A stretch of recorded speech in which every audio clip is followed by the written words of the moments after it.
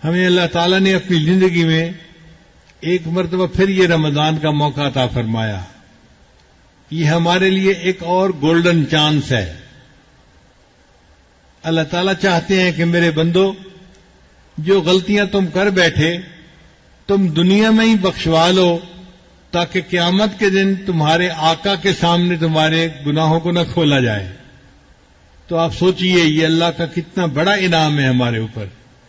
تو ہمیں چاہیے کہ ہم سچی توبہ کر کے اپنے سب گناہوں کی معافی کروا لیں، تاکہ قیامت کے دن گناہ وہ نام اعمال میں گناہ لکھے ہوئے ہی نہ ہو، اللہ ان کو نیکیوں میں شامل فرما دے، تبدیل فرما دے.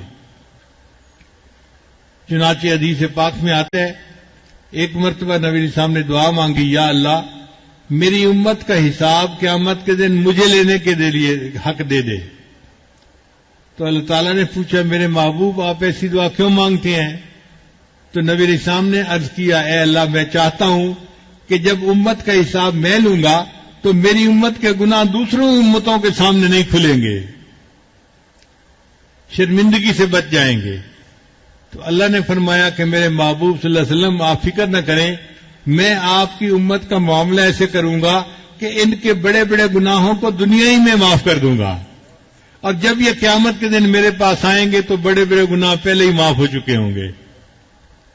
چنانچہ دنیا میں انسان کو جو تکلیف پہنچتی ہے اس پر گناہ معاف ہوتے ہیں، جو بیماری آتی ہے اس پر گناہ معاف ہوتے ہیں، جو دنیا کے اندر تکلیف آتی ہے اس پر گناہ معاف ہوتے ہیں، حتیٰ کہ جب موت کی سکرات کا وقت آتا ہے اس پر گناہ معاف ہوتے ہیں، حتیٰ کہ قبر میں جو ضبط قبر پیش آئے گا اس پر گناہ معاف ہوں گے، جو موت کے وقت تکلیف ہوتی ہے اس پر بھی گناہ معاف ہوں گے.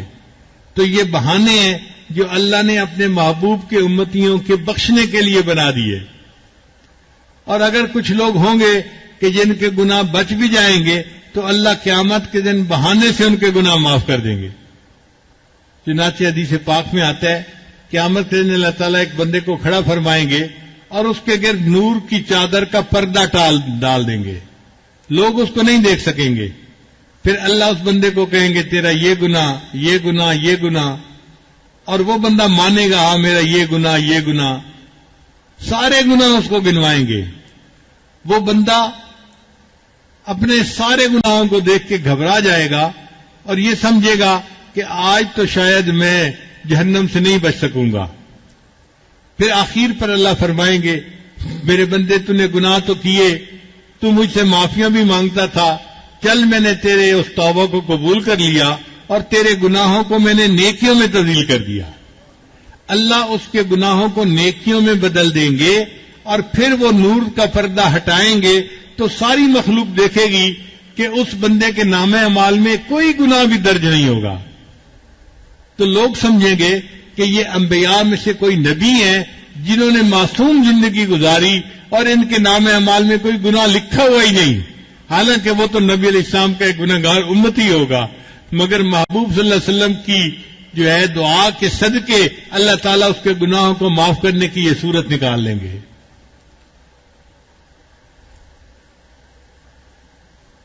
ہم بھی یہی دعا کرتے ہیں کہ اے اللہ ہم آپ کے گناہگار بندے ہیں، آپ ہم پر رحمت کی نظر فرما دیجیے، ہمارے سب گناہوں کو معاف فرما دیجیے اور قیامت کے ان کی ذلت سے اللہ ہمیں محفوظ فرما دیجیے. کتنی عجیب بات ہے، ہم سے تو دو بندوں کے سامنے کی ذلت برداشت نہیں ہوتی، قیامت کے دن تو ساری مخلوق کے سامنے کی ذلت ہوگی. قیامت کے دن تو انبیاء بھی دیکھیں گے، اولیاء بھی دیکھیں گے، اور شاگرد کے عمل استاد دیکھیں گے اور استاد کے عمل شاگرد دیکھیں گے. آپ سوچئے آج اگر کسی ماں کو کہہ دیا جائے کہ میری بندی بتا، یا تو ہم تیری زندگی کے سارے حالات تیری اولاد کے سامنے کھولتے ہیں یا پھر تو خود ہی جہنم میں چلی جا، تو میرا تو خیال ہے کہ وہ عورت رو کے یہی کہے گی کہ یا اللہ میری زندگی کی تفصیل میری اولاد کے سامنے نہ کھول دینا، مجھے رسوا نہ کر دینا، میں خود ہی جہنم میں چلی جاتی ہوں. تو آج گناہوں سے معافی مانگنا آسان ہے، اللہ تعالی ہم پر رحمت کی نظر فرمائے اور ہمیں اللہ تعالیٰ قیامت دن کی ذلت اور رسوائی سے محفوظ فرمائے اور اس دن ہمیں اپنے محبوب صلی اللہ علیہ وسلم کے سامنے عزت کا وقت نصیب فرمائے۔ چنانچہ نبی علیہ الصلوۃ والسلام نے ایک حدیث میں ارشاد فرمایا، اے میرے امتیو لا تسودوا وجہی یوم القیامہ، تم قیامت کے دن میرے چہرے کو سیاہ نہ کرنا۔ چہرے سیاہ کا کیا مطلب؟ کہ جب بندہ کسی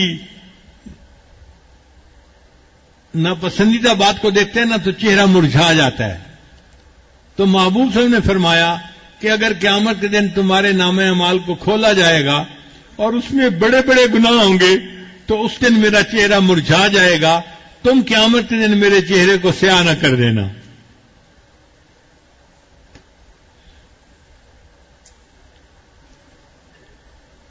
اب ہمارے پاس ایک ہی صورت باقی ہے کہ یا اللہ جو زندگی گزر چکی وہ تو گزر چکی، اب ایک ہی معاملہ ہے کہ مبارک مہینہ ہے رحمت کا اور اس میں بھی عتق من النار کا عشرہ ہے۔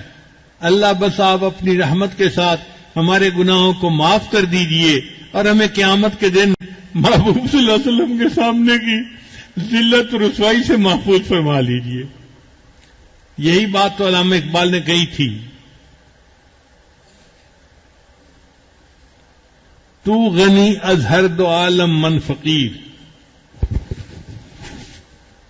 اے اللہ تو دو عالم سے غنی ہے اور میں ایک فقیر ہوں۔ تو غنی از ہر دو عالم من فقیر، روز محشر عذر ہائے من پذیر۔ اے اللہ قیامت کے دن میرے عذروں کو قبول کر لینا۔ گر تمہیں بینی حسابم ناگزیر، اور اگر اللہ تو یہ فیصلہ کرے کہ میرا حساب تو نے لازمن لینا ہے، از نگاہ مصطفیٰ بنا بغیر، اللہ پھر مصطفیٰ کریم کے سامنے میرا حساب نہ لینا، مجھے ان کے سامنے بہت شرمندگی ہوگی۔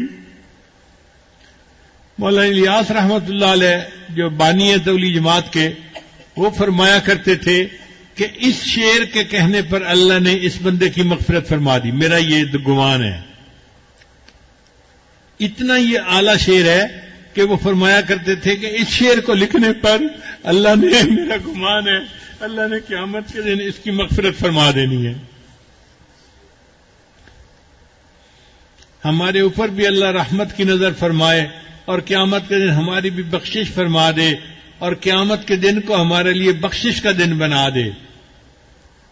وآخر دعوانا ان الحمد للہ رب العالمین۔